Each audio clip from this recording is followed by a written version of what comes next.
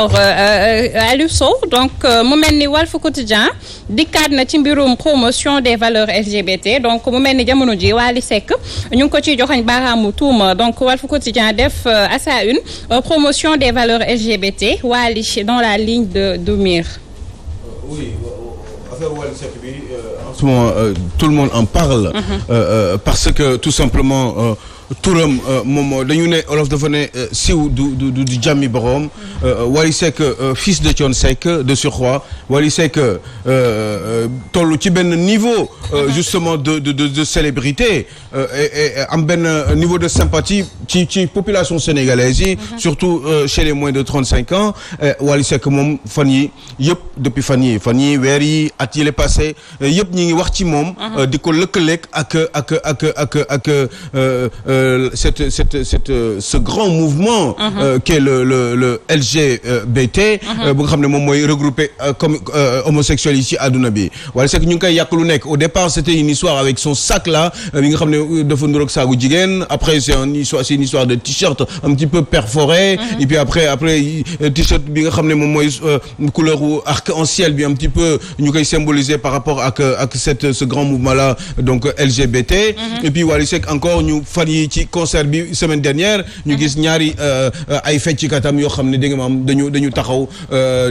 di fonante ils se sont fait des bisous mais ñun loolu rek lañ ko mën a wooyee pour des garçons ça a été très très choquant pour le peuple sénégalais yi nga xam ne ñoom ñoo gis loolu bon voilà Wally Seck gis nañ gars yi xale yi seen col Wally Seck bi nga xam ne il est aimé il a beaucoup de sympathie chez les homosexuels au Sénégal et bien Wally Seck boobu moo am problème la dernière fois évidemment il y a quelques jours 2-3 jours 72 heures def na benn speech jagleel ko Sénégalais yi quand il disait que ni dafa waat ni moom bokkul ci loolu et que jullit la ak xan et ben ba pare doon murit Mouride pour pas dire Mouride c'est-à-dire j'en sais rien mais en tout cas Mouride la voilà donc ça fait que effectivement Wally Seck boobu moom la Walf ñëwaat tey jii nii waxaat ci moom par rapport à au fait que même Direct News aussi maître Djibril War aussi di ko défendre bu baax a baax parce que xamle na ni que jamono ji Thione Ballago Seck daf ko mës a consacrer ses plus beaux tubes donc moom il pense pas que jamono ji li ñuy joxañ baaraamu tuuma Wally Seck mi ngi si noonu la demee te ñi nga xamante ne tey jii dañ koy joxañ wàllum góor jigéen gënuñoo nekk góor ki nga xamante ne moo di Wally Ballago Seck. La question ce n'est plus ou ce n'est pas est-ce que góor la wala du góor jigéen sax dina nekk góor. Parce que lan mooy nekk góor finalement il suffit juste que say membre mu normal mu jaar yoon loolu mooy góor. ñun loolu la ñuy woowee góor. say membre bu fekkee ni góor nga sa membre bi tax nga xam ne moom moo war a tax ñu naan góor nga eh bien si ça fonctionne parfaitement foofu mun nañ ne yow góor nga. mun nga bañ a doon góor jigéen te bañ a doon góor. mun nga bañ a doon góor jigéen te doo doon góor. dëgg la. donc góor xaw ma fan ban entendement la ñu war a mën a am ci affaire bi une chose est sûre par rapport à ce qui a été dit par maître Djibril War moom mooy yërmande boobu ak sympathie bi sénégalais am ci Wally bu ñu déggee yenn yi daf leen di metti comme ni mu ko mettee comme ni mu ma mettee comme justement on a eu à le remarquer par rapport au fait que ni mu defoon fi benn espèce en même temps aussi je voudrais bien qu'on m'amène du café parce que moi aussi je fais partie du peuple sénégalais mais surtout de l'équipe de petit-déj donc il me faudrait peut-être mon café donc forcément mon maître Djibril War j'aurais bien aimé aussi suy défendre Wally Seck mu défendre ko par rapport ak fait yi nga xam ne moo am mais c'est pas parce que Thione Ballago Seck lui avait consacré ay tubes yu mucc ayib rek loolu maître Djibril War loolu du wax xam nga lan moo am solo moom mooy Wally il a essayé de prouver que ni moom bokkul ci yooyu sequl ak ñooñu amul affaire ak ñooñu la question c'est de savoir est-ce que nit façon gëm bu nekk am ñoo xam ne dañu lay déglu ñu gëm la am ñoo xam ne il faut nga wan leen ay preuves pour ñu gëm la quelqu'un comme moi par exemple je suis un petit peu partagé entre les deux man nit bu waxee man pour parce que man lu ma wax sama àdduna moom laay def te lu mu wax loolu la donc Wally bu waxee man je pars du principe que li mu wax dëgg la mais comme moom c'est une personnalité c'est une célébrité dans ce pays war na gën mën a fësal teg ay firnde yu leer ni moom bokkul ci ñooñu sequl ak ñoom musul am affaire ak ñoom li ñu koy yàq li ñu koy taxé naan ko dafa seq ak ñoom parce que il y a beaucoup d'argent et cetera et qu'on remarque que Wally a beaucoup d'argent et que cet argent ne vient pas forcément de la musique parce que c'est d'une évidence que ni mënul jël xaalis bi yëpp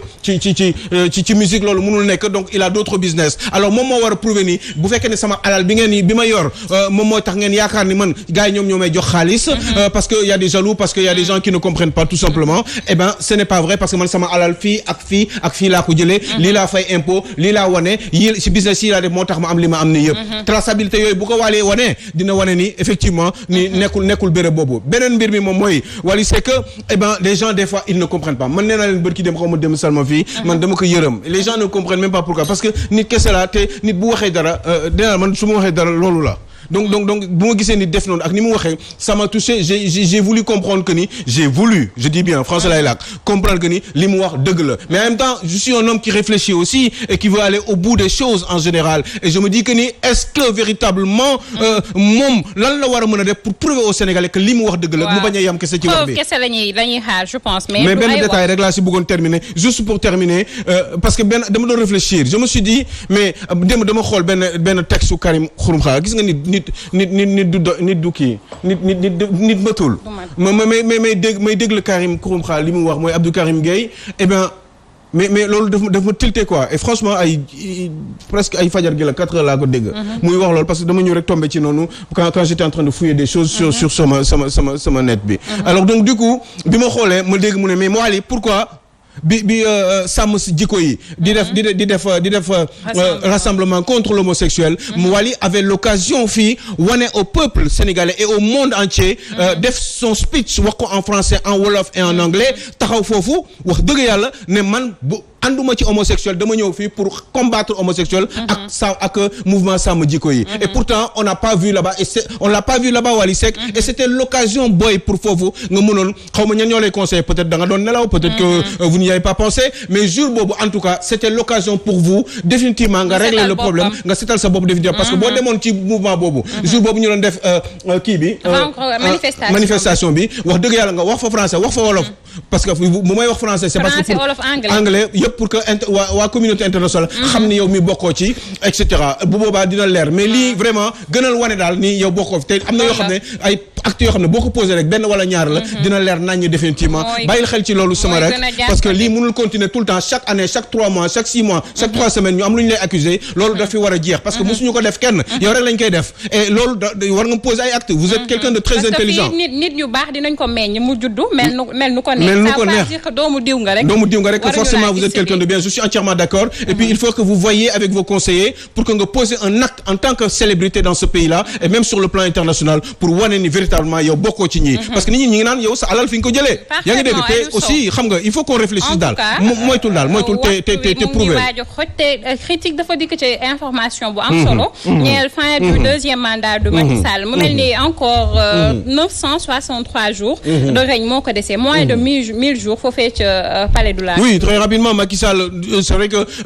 junni fan moo dese Macky Sall biir palais loolu la critique wax bravo Samba Thiam c'est pas mal parce que Sénégal il faut ñu xam aussi ñun suñu régime fan la ñu toll si gouverner yaa ngi dégg donc en disant que ni Macky Sall 963 jours moo ko dese pour biir palais de la République pour que keneen en principe théoriquement mën a nekk président de la République mais ça appartient au Conseil constitutionnel d'en dire si je puis le dire comme ça pour éviter pour ne pas me répéter donc 963 jours mooy junni fan yoo xam ne dafa manqué ñaar fukki fan ak juróom-ñaar yoo xam ne Macky Sall moo ko fi dese pour mu toog biir palais et puis en principe comme je l'ai dit théoriquement keneen mën a ñëw c'est très bien que les Sénégalais le sachent bravo critique de leeral ñu ci mbir moomu et que pour montrer aussi qu'au Sénégal il y a une démocratie et il y a des alternances qui se font tout à fait naturellement conformément à la constitution du Sénégal. ayca donc mu mel ni nga ko tënkee noonu am na solo donc mu mel ni décompte ba fi mu nekk nii commencé na donc c'est du compte à rebours j'allais dire alors Direct News dikk ci Sen'Eau donc dikk def à sa une le Sénégal assoiffé faut-il brûler Sen'Eau donc def na ay appels yu bëri ci une bile comment peut-on vivre sans eau dans un environnement où le coronavirus sévit parmi tant d'autres révélations yu nga xamante ne tey jii def nañ ko ndax xam nañ ni nombre de cas yaa ngi yokku mais Sénégal yenn gox-goxaan yu ci bëri jamono ji pour ñu xëy rek am kaasu ndox problème la ci ñoom. La question c'est de savoir bravo Direct News des fois gars yi dañuy génn foo xam ne. man daf may neex parce que je tenais absolument à en parler parce que c'est une très bonne question faut-il brûler la Sen'Eau Sen'Eau mooy société bi nga xam ne moom moo remplacé SDE. SDE moo doon la société des eaux du Sénégal. moom la ñu liquidé. indi Sen'Eau ñu remplacé ko. j'imagine que ni biñ koy indi ñoom Sen'Eau c'est parce que daf leen wóoroon ni. au moins ñaari élément la ñu tegoon. mooy premier élément bi moom mooy SDE ne faisait plus l'affaire. SDE doxalul woon ba nga xam ne sénégalais yi war nañu mën a am le minimum de confort boo xam ne nit daf ko war a am ci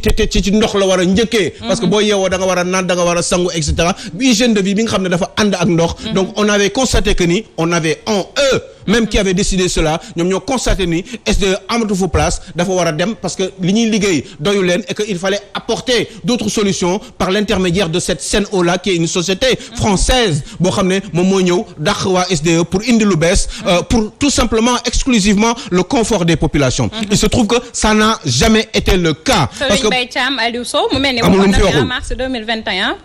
mar moom dina jóg ci Sénégal. Serigne Mbaye Thiam tey jii nii waroon nañ ko xam nga on n'est pas dans véritablement un régime de démocratie nekkuñu ci dëkk yu démocratique parce que yu mel ni yow bu doon démocratie dëgg des grandes démocraties avec un niveau très élevé de civisme moment boobu ministre boobu moom la ñuy convoqué ci ay télévision wala moom sax mooy sàkku ne damay dem ci télévision pour expliquer man li ma waxoon lan moo tax ba tey amul parce que moment boobu ma koy wax man maa doon ministre de l'assainissement mais il se trouve que tey jii nii non seulement xalaatul sax naan day dem di expliquer wu mais amul kenn ku ko mën a forcer. yaa ngi dégg mooy esprit bi ma lay wax nii suñu démocratie dafa des parce que lii nii moom normalement waruñu ko woon sax force moo waroon ñëw taxaw créer benn espèce u espace de communication woo ay journalistes def un point de presse expliquer lan moo taxoon mu wax loolu et qu'est-ce qui a fauté qu'est-ce qui a été à l'origine de cette difficulté ce manque d'eau là bi nga xam ne dafa am lan moo ko indi lan moo ko provoqué yéexaay bi fan la nekk pourquoi Sen'Eau n'a pas respecté sa parole parce que aujourd'hui il suffit juste d'aller ici au niveau de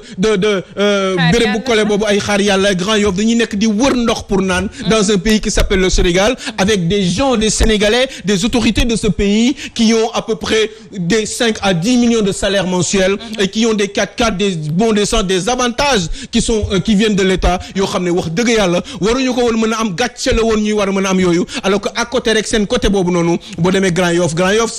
c'est le building moom mooy représenter le gouvernement du Sénégal Grand Yoff c'est à 5 kilomètres du building administratif c'est à 5 kilomètres du palais de la République Grand Yoff boobu day manqué ndox te pourtant chaque suba teel ay nit romb Grand Yoff noonu wala wetee ko à gauche ou à droite dem biir palais ak seeni 4x4 à 80 millions donc je crois que boo demee Médina Fall maa ngi dégg ñu koy yuuxu aussi bërki démb à Thiès dans le nord de Thiès il y a ces mêmes difficultés là le problème moom mooy comment est-ce que il faudrait faire moo tax ma ne leen gis nga Salma su may wax des fois les gens ils ne comprennent pas